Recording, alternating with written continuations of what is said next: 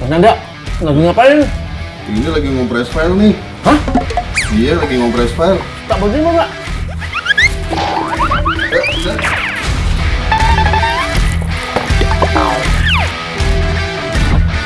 Wah, aman Mas Nanda, udah nggak panas.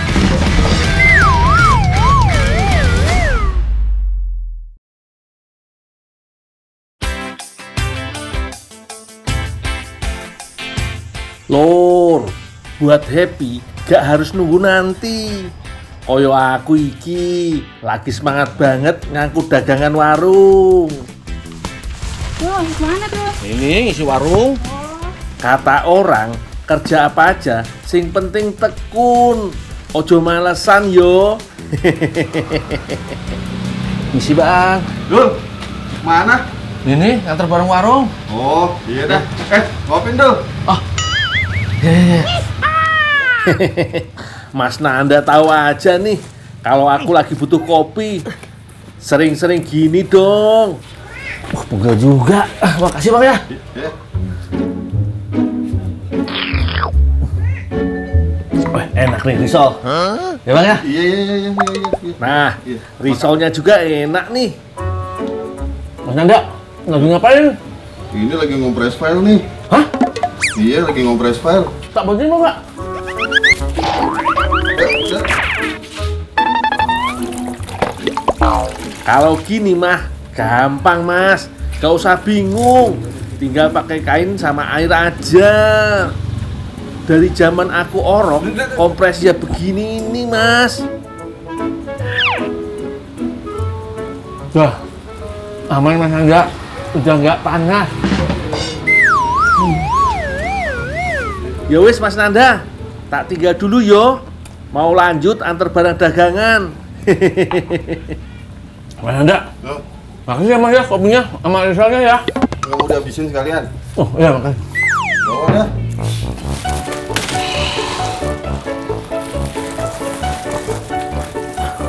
Mas Nanda, bantuin angkatin ke atas. Aduh.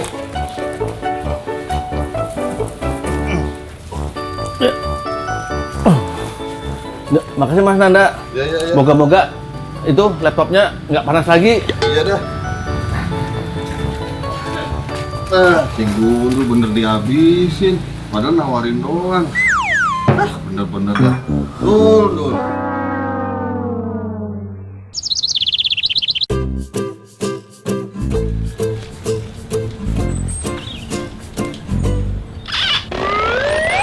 Teh, lagi ngapain teh? Ini Dul, aku kan nggak bisa naik, tapi aku pengen banget buahnya. Jadi aku berharap aja biar buahnya jatuh. Jadi tadi lagi berdoa? Iya. Kurang teh, kurang kembang menyannya. Yaudah, lanjut aja doa terus supaya terkabul ya. Hai. Kok kepiye ya lur? Bukan gundul kalau ceritanya kayak gini. Gundul yo suka menolong. Sik.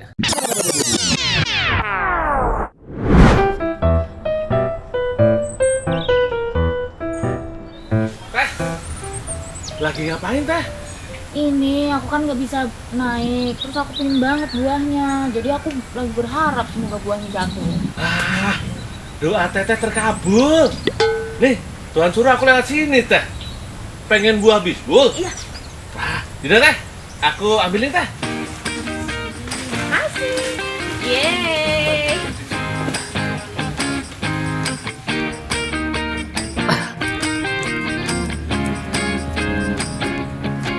Hati-hati Dul, Oh iya teh, tenang. yang banyak ya. Tenang teh Mala. Kalau ada gundul, semua pasti bisa dibantu. Teh yang tua atau yang muda teh? Yang matang, yang tua. Termasuk petik buah bisbul langsung dari pohonnya iki. Ngomong-ngomong, buah bisbul sudah banyak yang tahu belum? Kalau diperhatiin, buah ini unik. Bentuknya bulat, merah, berbulu halus, mirip sawo. Orang banyak menyebutnya juga dengan sebutan buah mentega karena tekstur buahnya empuk koyo mentega. Nah, pohonnya kuat, kokoh, akarnya dalam, batangnya keras. Makanya kalau mau metik buahnya kudu siap manjat. Bahkan pohon bisbul bisa tumbuh 15-32 meter. Diameter batangnya bisa 1 depa lebih. Beda sama buah mangga. Buah bisbul nggak bisa jatuh sendiri, harus dipetik langsung meskipun sudah matang. Nah, yang uniknya lagi, musim buah bisbul ini cuma datang 2 kali setahun, Lur. Biasanya antara bulan April sampai Juni, terus lanjut lagi di September sampai bulan November. Buah muda berwarna hijau kusam, tapi kalau udah mateng berubah jadi merah kecoklatan, kadang agak orange tua. Nah, itu tandanya yang siap dipetik, Lur. Ayo Teh Mala, tangkap ini yo. Yuk tangkap. Dul, udah banyak ini. Oh iya Teh.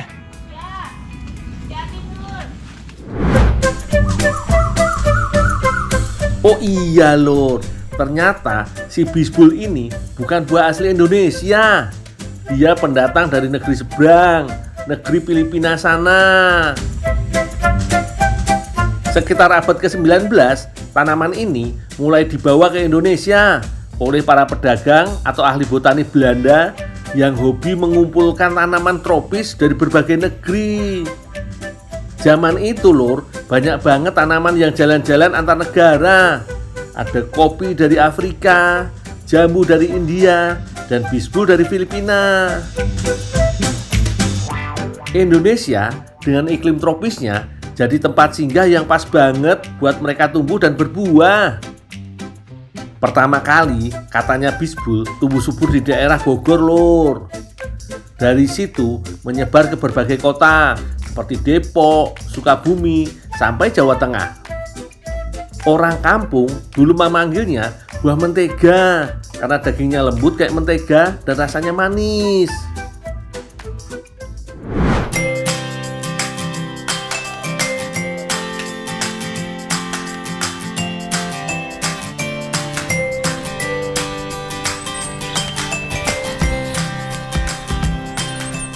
Banyak Teh udah. Banyak nih, makasih ya.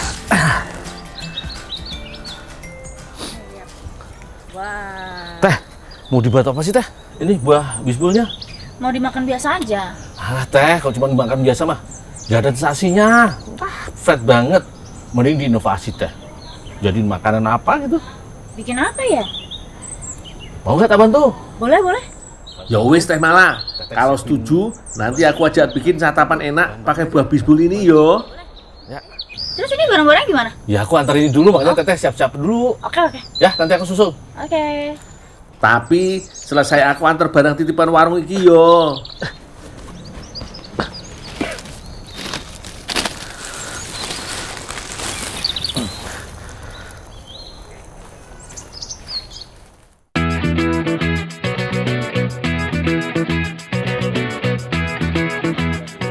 Aku wis siap masak, Lur.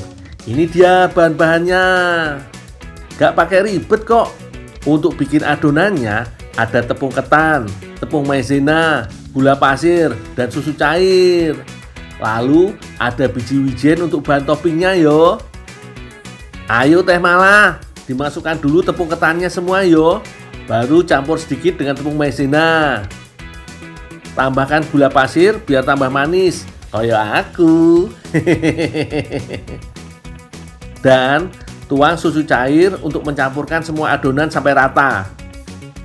Aduk-aduk terus yo Teh.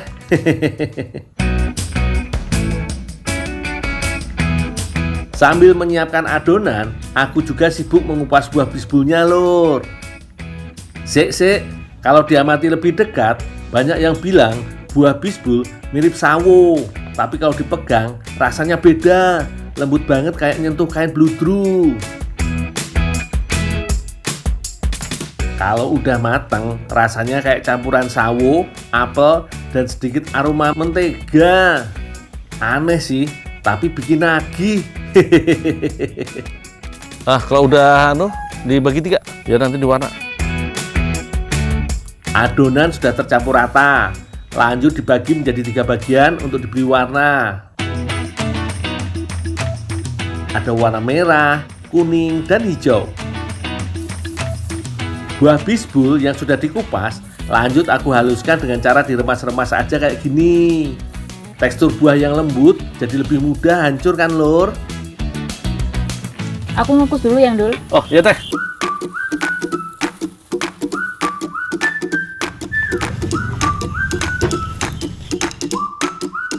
Yowis Teh, lanjut kukus dulu adonannya yo. Kurang lebih 15-20 menit aja.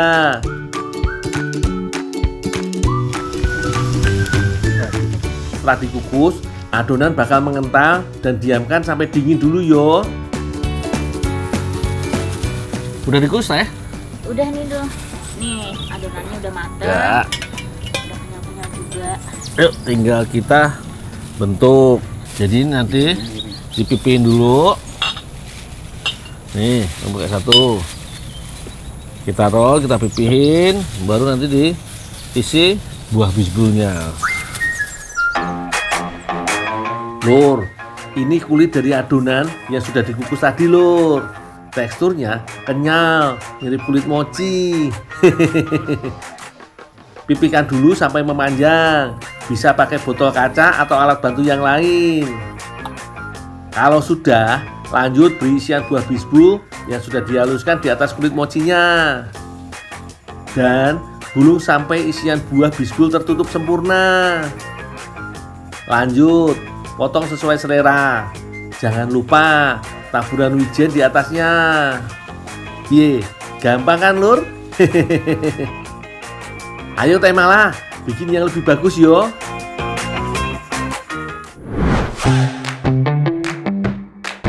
Ini dia bisbul mochi roll ala si gundul udah jadi. Ayo Lur, aku juga udah gak sabar pengen nyoba.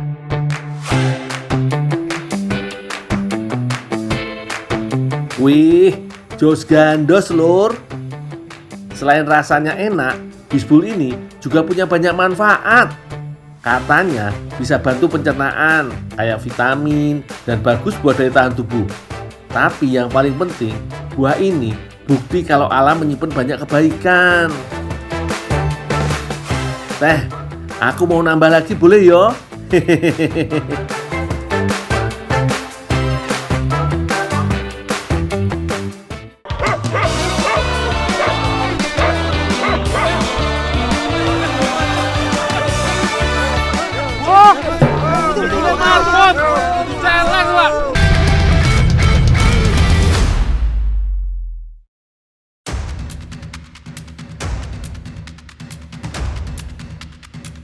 Aku diajak Pak Supriyono membantu berburu babi. Warga sering dibuat kesal oleh tingkah mereka yang menyerang kebun.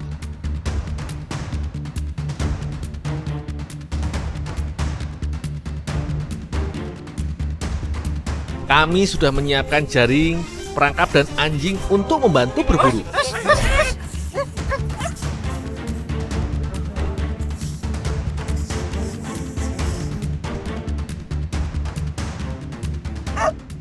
Insting anjing yang lebih peka akan menuntun kami ke arah buruan.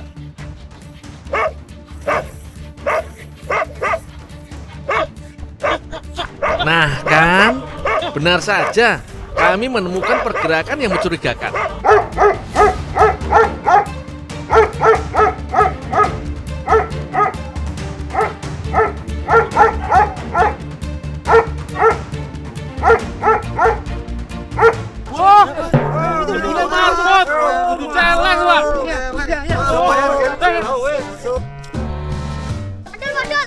Apa? Marmotku.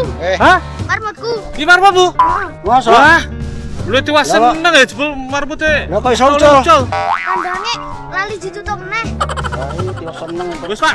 Wah, padahal kami sudah kepalang senang. Aku pikir marmutnya tidak ada yang punya. Sudah terbayang lezatnya kalau dijadikan sate. Ternyata marmut yang kami temukan ada pemiliknya. Mungkin bagi sebagian masyarakat Indonesia belum lazim makan marmut. Tapi di Banyuwangi sudah biasa. Bahkan ada peternakan marmut untuk tujuan konsumsi. Kalau di sini biasanya daging marmut dijadikan sate atau rica-rica. Mbak, marmutnya wis ditangkap kabeh karo Mas Gundul. Ya mbak, udah ketangkep semua mbak marmutnya. Sekalian minta tolong divilas sama digiling sekalian ya. Oh, di fillet terus digiling mbak? Iya. Oh ya, leh, tak urusan sih ya. Ini wangi bae, biar ora ucul nih. Bawang putih, lada dan pala bumbu utama dalam pembuatan pentol atau bakso. Nah, kalau garam ditambahkan sesuai selera ya. Pembuatan adonan dimulai dari mengocok telur dan bumbu yang sudah dihaluskan. Tepung tapioka dan tepung maizenanya ditambahkan untuk membuat bakso lebih mudah padat dan teksturnya kenyal.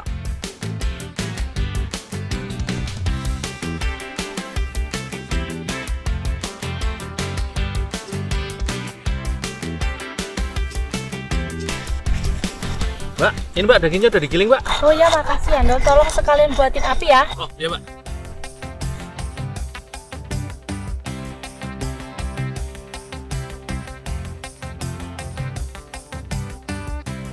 Saat membuat adonan bakso, harus menggunakan es batu. Suhunya yang dingin akan menjaga adonan tidak lembek. Ini memudahkan saat membentuk daging jadi bulatan bakso. Tinggal direbus saja kalau sudah begini.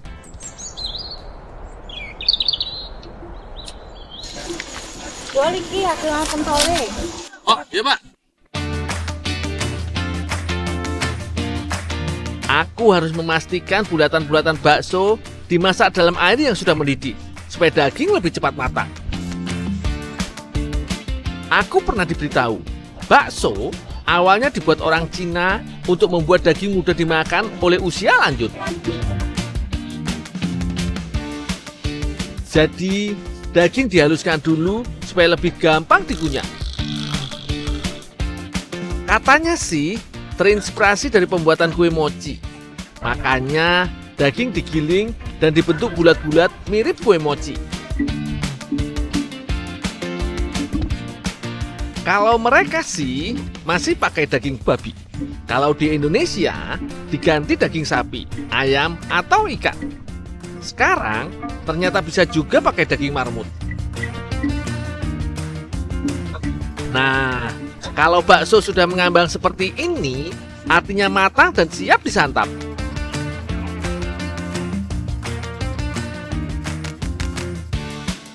Bakso kuah sih sudah biasa. Aku mau menjadikannya bakso bakar. Kalau ditambah kecap manis begini, pasti cita rasa bakso jadi lebih nikmat. Aku jadi tak sabar pengen makan.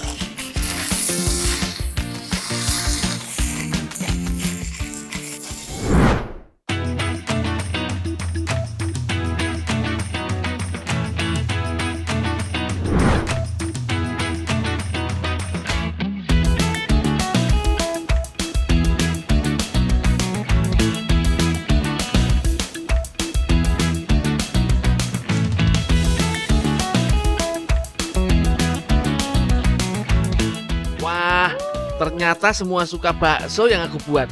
Rebus ataupun bakar, rasanya sama-sama lezat. Apalagi, kata Mbak Silvi, daging marmut punya protein yang lebih tinggi dan kolesterol yang lebih rendah dari daging ayam dan sapi. Walaupun enak, tapi tetap hati-hati ya. Sebelum mengolah, sebaiknya dipastikan dulu kalau marmut sehat, supaya kita terhindar dari resiko penyakit pes. Ayo, siapa yang penasaran dengan rasanya? Resepnya boleh dicoba loh.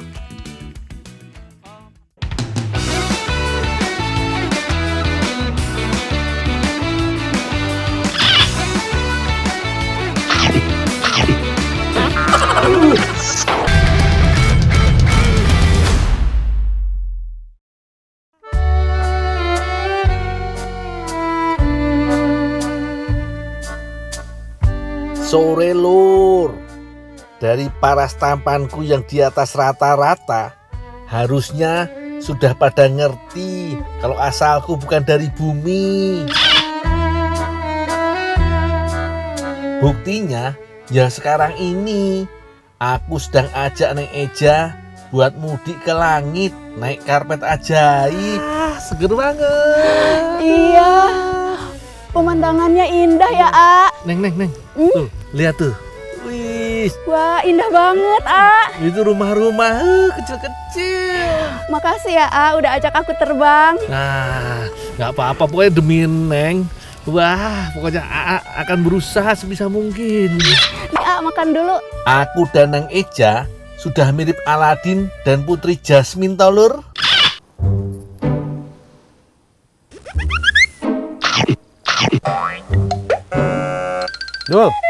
Dul. Malah doyan kurang beren nu hasem ya. Nah, nu hasem.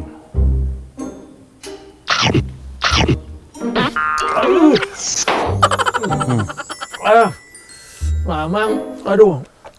Kok saya bisa makan stroberi? Lagian disuruh panen malah tidur-tiduran. Ayo panen. Nih, tadi saya udah panen. Udah panen lagi, Dul, panen lagi. Aduh, udah dah.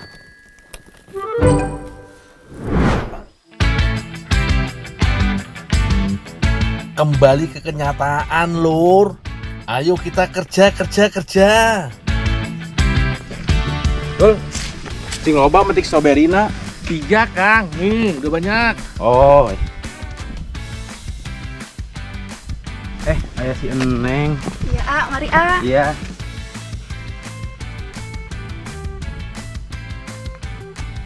Agundul, Si Eneng. Ada apa, Neng? mau beli stroberi, A. Lur, ini baru yang namanya mimpi jadi kenyataan. Neng Eja si bidadari bumi sudah ada di depanku. Emang mau untuk apaan? Ada aja sih buat bikin olahan. Neng, kalau cuma mau bikin olahan, Neng, nggak usah beli. Nih, aku punya banyak nih stroberi. Cukup nggak segini? Cukup sih, tapi tambahin dikit. Tenang, Neng, gak usah sungkan. Buat Neng Eja akan kukasih segalanya. Tapi bener boleh metik. Nggak apa-apa, Neng. Nih, segini luasnya nih, kebun stroberi. Punya Ya udah atuh, Agundul boleh gak tolong petikin? Soalnya Neng mau siapin bahan-bahannya. Oh, bolehlah. Siapin dulu bahan-bahan, nanti aku antar. Oke, siap. Ya. Lur, kebun stroberi iki berada di wilayah Cinumpang, Kabupaten Sukabumi. Di sini, Lur, ada sekitar 20.000 tanaman stroberi yang masih sangat produktif. Tiap hari gak pernah kehabisan buah untuk dipetik. Segar dan manis-manis, Lur.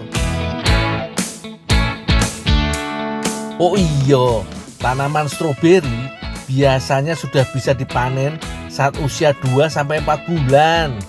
Nah, meski ada nama berinya, stroberi bukan berasal dari keluarga beri seperti blueberry, melainkan berasal dari keluarga bunga mawar. Baru tahu toh? Segini kayaknya cukup, Lur. Biar Neng Eja nggak kelamaan nungguin aku. Biasanya sih stroberi jadi campuran untuk bikin kue. Tapi kalau lihat bahan yang dipersiapkan Neng Eja, kayaknya bukan jadi kue. Mau diolah jadi apa ya, Lur? Neng, Ya, segini cukup tak? cukup, A. Terus apa yang bisa dibantu? Dicuci dulu aja stroberinya. Oh ya. Bukan cuma dicuci, Lur. Daun-daunnya juga harus dibuang. Oh iya, Lur. Kalau kandungan vitamin C di stroberi jauh lebih banyak dari jeruk. Agundul, Yeay. iya apa sih? Itu ambilin sendok. Oh, ambil sendok. Saya kira pengen sehati, Lop. Bumbu racikan Neng Eja sudah jadi, Lur. Stroberinya juga sudah selesai kucuci. Neng, udah Neng, apa yang bisa dibantu lagi? Tolong diirisin, stroberinya. Kan mau dibikin sambal. Oh, bikin sama stroberi? Iya. Oh, ya. Sambal pakai stroberi? Aku sih yes.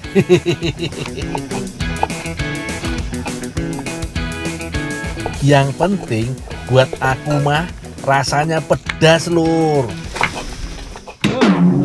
Mana stroberinya? Bapak, ini Pak. Ini sedikit. Ini Pak, lagi mau dimasak. Ya udah, besok nggak usah ke kebun lagi. Asik libur. Libur seterusnya. Pundung Bapak, pundungan Bapak. Itu yang punya kebun stroberi, Agundul. Iya, Terus kumaha tuh iya? nggak apa-apa. Ya udah atuh. Bapak ada-ada. Lanjut masak aja ya, Iya, yuk. Mau aku kejar sih juragan, tapi masaknya sudah setengah jalan. Mau gak mau, aku pilih bantu Neng Eja aja, Lur. Neng, segini cukup? Udah, Tolong sambil dimasakin ya sambalnya. Oh, iya, ya. Yuk, saya masak dulu ya, Neng. Ya, Sambil menungguku selesai masak sambal, Neng Eja lanjut bikin adonan. Kata Neng Eja tadi, dia lagi pengen makan dimsum, makanan khas Tiongkok yang sudah banyak dijual di negara kita yo. Biasanya dimsum berbahan daging ikan, ayam, dan udang. Tapi dimsum buatan Neng Eja ini jelas beda. Neng Eja pakai jagung manis untuk isiannya, dan tentunya ada stroberinya juga, Lur. Tepung aci dan terigu sudah pasti ada yo. Nah, supaya lebih kenyal, takaran aci harus lebih banyak dari terigunya. Tambahkan lada, bawang putih bubuk, kaldu bubuk, dan irisan daun bawang. Jangan lupa telur supaya adonan bisa menyatu. Aduk-aduk sampai rata yo. Oh iyo, jangan lupa tuang air panas sedikit demi sedikit saja yo, Lur. Jangan sampai adonan jadi terlalu encer. Seperti ku bilang tadi, Lur, selagi Neng Eja buat adonan, aku diminta untuk masak sambalnya. Kalau minyak sudah panas, tumis harum bawang bombaynya. Berikutnya, giliran sambal ulek yang menyusul. Lur, cita rasa stroberi yang asam manis memang cocok untuk beragam jenis sajian, termasuk diolah jadi sambal. Teksturnya yang lunak ngebuat daging buah stroberi mudah hancur saat dimasak. Sip lah, sebelum air menyusut habis, masukkan bumbu pelengkapnya yo. Ada garam dan juga saus tiram. Asli, Lur, setelah ku coba, rasanya 2 jempol banget. Aku selesai tepat waktu ini, Lur. Pas aku dateng, Neng Eja sudah selesai bikin adonan. Neng, nih sambal stroberinya, Neng, sudah jadi, udah matang. Kelihatannya enak banget, Wah, dan enak, udah dicoba. Ada yang bisa dibantu lagi, Neng? Udah, Ini sama Neng aja, nanti kita tinggal makan bareng. Udah, tinggal dulu ya. Mau ngerayu Bapak dulu. Astagfirullah, dirayu apa, Ya dah, yuk tinggal dulu ya. Ya.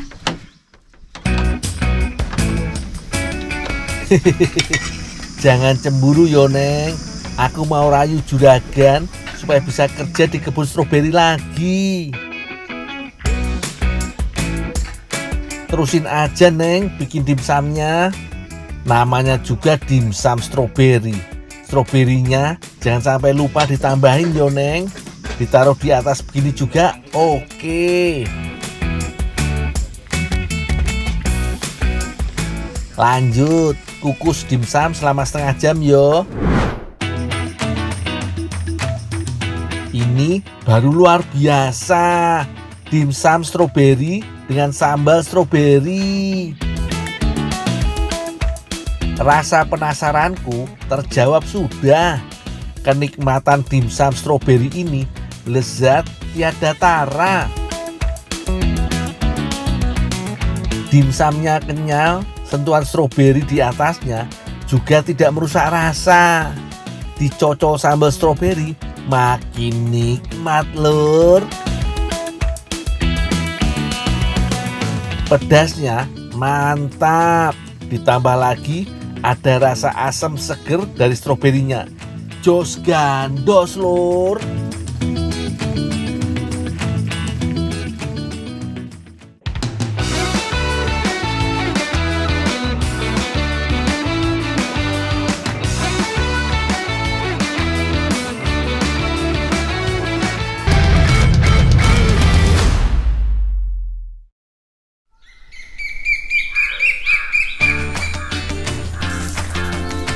Sore ini, aku mau bantu kasih makan sekalian panen lele di kolam milik Pak Burhan. Lele termasuk ikan air tawar yang mudah dibudidayakan. Karena ikan ini gampang adaptasi dan tahan terhadap penyakit. Yang dibudidayakan di sini jenis lele mutiara ya lur. Iki hasil persilangan dari varietas lele Mesir, Python, Sangkuriang, dan Jumbo. Dul. Ya mas? Tolong kolam yang kayak disat. Oh dipanen mas? Oh, dipanen arep di gunang pasar. Oh iya.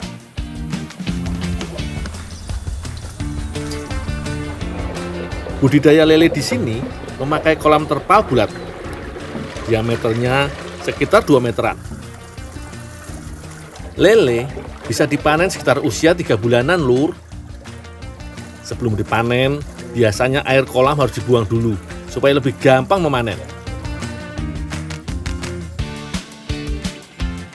Cara menguras kolam gampang kok. Tinggal dicabut wae pipa penyumbatnya.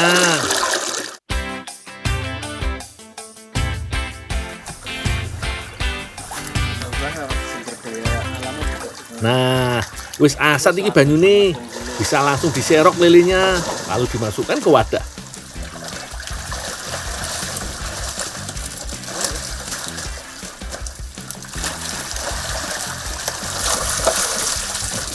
Hasil panen lele untuk satu kolam begini bisa sampai 1 kuintal.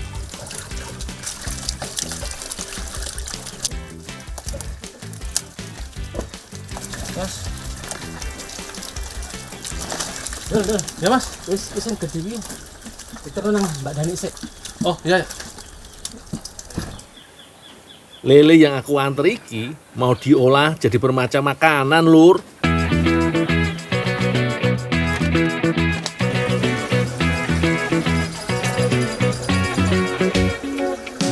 Sebelum diolah, lele dicuci dan dibersihkan dulu. Mulai dengan mengeluarkan isi perutnya yo, kemudian cuci pada air mengalir. Sambil digosok-gosok supaya kotoran yang menempel bisa lepas. Setelah itu, lele dipotong menjadi beberapa bagian.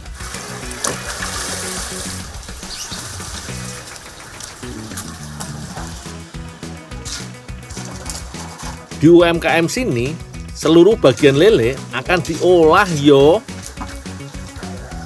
Bagian kulitnya akan dijadikan kerupuk.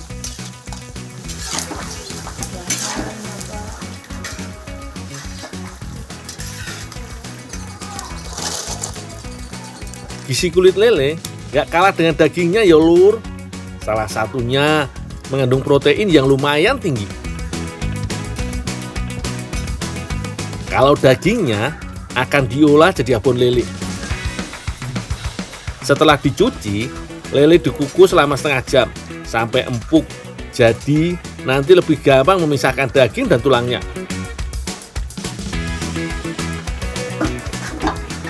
Bu, ini bu lelenya bu udah dipotong dan bersihin. Oh iya, taruh situ, Dul. Dan ini tolong lepasin Oh, iya Bu. dagingnya. Iki sudah ada yang selesai dikukus. Aku tinggal memisahkan tulangnya. Kudu hati-hati dan pelan-pelan yo, agar nggak ketusuk duri lele.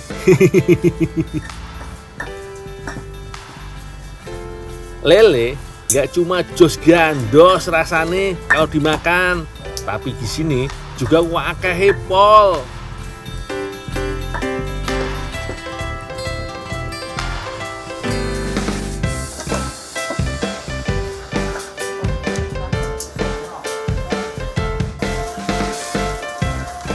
Untuk 100 gram abon lele, harganya dibanderol sekitar Rp20.000. Kalau kerupuk kulit lele per 100 gramnya dijual Rp15.000.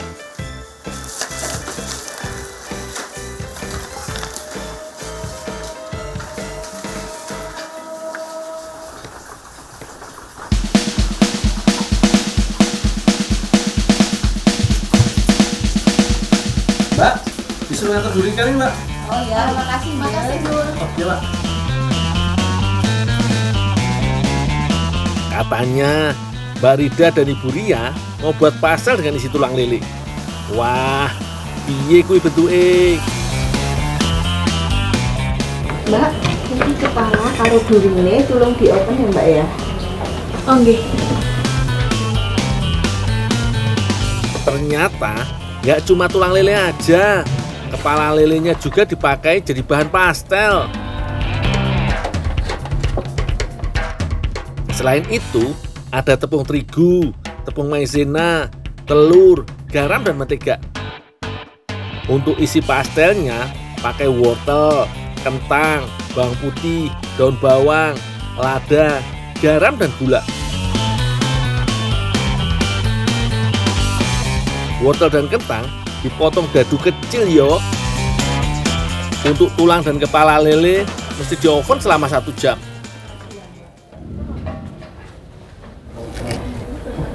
Sambil nunggu, potong daun bawang dan haluskan bawang putihnya. Untuk adonannya, campurkan tepung terigu, tepung maizena, mentega, garam, dan telur. Aduk sampai rata. Tambahkan air secukupnya, lalu aduk lagi sampai kalis.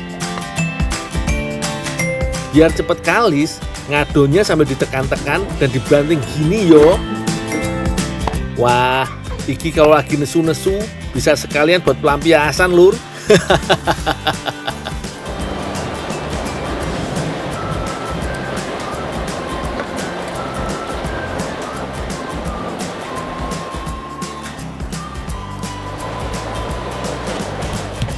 Kalau tulang dan kepalanya sudah selesai dipanggang, langsung ditumbuk sampai halus. Lalu campurkan ke adonan pastel.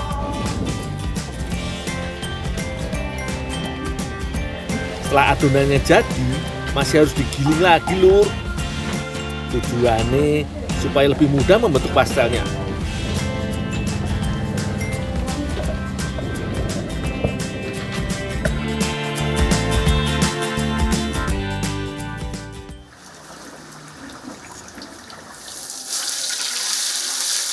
Bu Ria sudah siap menumis isian pastel. Monggo, dilanjut Bu. Panaskan minyak, lalu masukkan bawang putih halus dan garam. Kalau sudah, tambahkan potongan wortel dan kentang. Sekarang giliran air, gula dan lada bubuk yo. Kemudian masak sampai wortel dan kentangnya lunak. Setelah itu, masukkan tepung maizena yang sudah dicampur air. Aduk lagi sampai rata. Terakhir, tambahkan irisan daun bawangnya. Tunggu sampai mengental.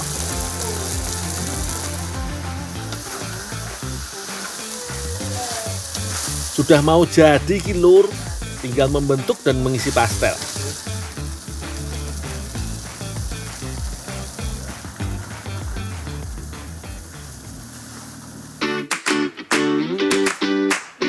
Caranya gampang kok.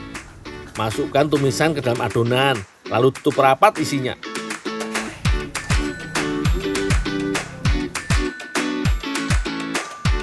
Kelihatannya gampang yo, tapi lumayan susah loh.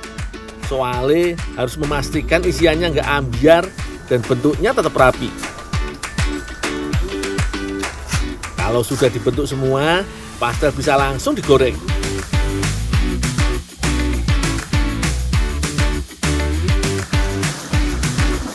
Pakai minyak yang banyak supaya seluruh bagian pastel terendam lur. Ojo lali, pastelnya dimasukkan kalau minyaknya sudah panas. Sesekali dibalik supaya matangnya merata.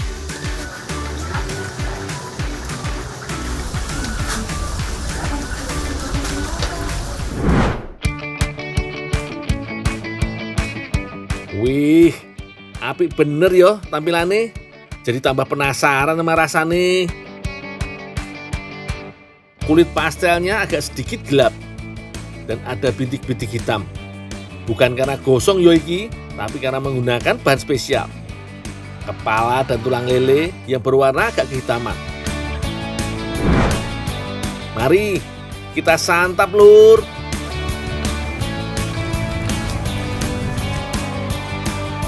Bener toh? Jos gandas iki, sekali gigit nikmat banget. Kulit pastelnya renyah, tambahan tulang dan kepala lele menambah gurih kulit pastel. Ditambah pastel yang gurih dan kaya rasa dari wortel dan kentang. Juara iki rasane.